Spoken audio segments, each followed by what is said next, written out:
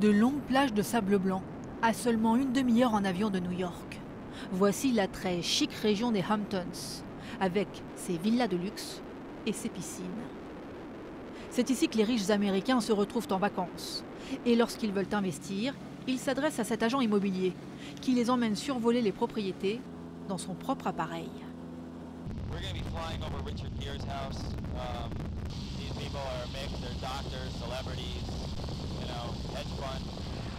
Sur le petit aéroport d'East Hampton, un va-et-vient permanent de jets et d'hélicoptères privés.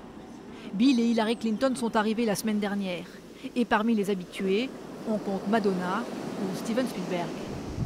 Dans ce Saint-Tropez américain, l'élite fuit la fureur de Manhattan pour se retrouver dans le calme de l'été, entre golf et plage. Entre élégance toujours et décontraction.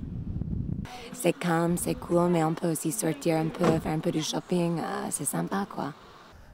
It's 12 bedrooms, 12 baths. Christopher Burnside, l'agent immobilier, a posé son avion pour rejoindre une de ses collègues dans cette somptueuse maison à vendre. Piscine, terrain de tennis, jacuzzi. Son prix, 32 millions d'euros.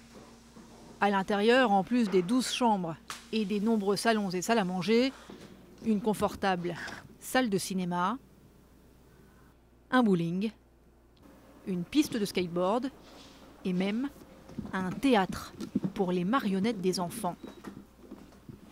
Le propriétaire a fait fortune dans l'immobilier. Et selon Christopher Burnside, 2013 est la meilleure année dans le secteur depuis la crise. The market has definitely rebounded. Just within the last 6 months, I mean, houses are going for 10–15% more. And the rental market has been so strong. We're renting houses for instance, for this house, it's $500,000 for a 2-week rental. So there's no financial crisis, obviously here. Les Américains les plus nantis se la jouent un peu. Gatsby le magnifique. Mais maintenant, c'est fini. Oh, c'est à vous cette merveille. Oui, elle vous plaît? Oh, j'adore. Francis Scott Fitzgerald, l'auteur du roman, s'est inspiré des Hamptons des années folles et de sa haute société pour donner vie à ses personnages. Gatsby, ses soirées excentriques, ses paillettes insouciantes. Les Hamptons sont encore imprégnés de cette époque. Et d'ailleurs, une exposition retrace cette atmosphère avec nostalgie.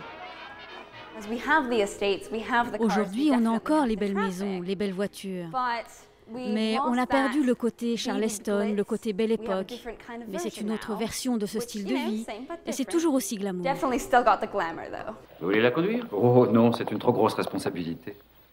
D'une époque à l'autre, s'il y a bien quelque chose qui ne change pas, c'est le goût de l'élite pour les belles voitures. Dans ce garage soigneusement aligné, des Ferrari, des Porsche, des Jaguars. Leur propriétaire les confie à une conciergerie de luxe pour éviter de les exposer au sable ou à l'humidité. I would think that some of these people do think of their cars as their children, and yes, we take the absolute most exceptional care of these stunning cars. L'idéal pour faire ensuite quelques kilomètres et admirer la lumière des Hamptons. On l'a dit, unique, et c'est vrai qu'elle aussi a ce quelque chose en plus.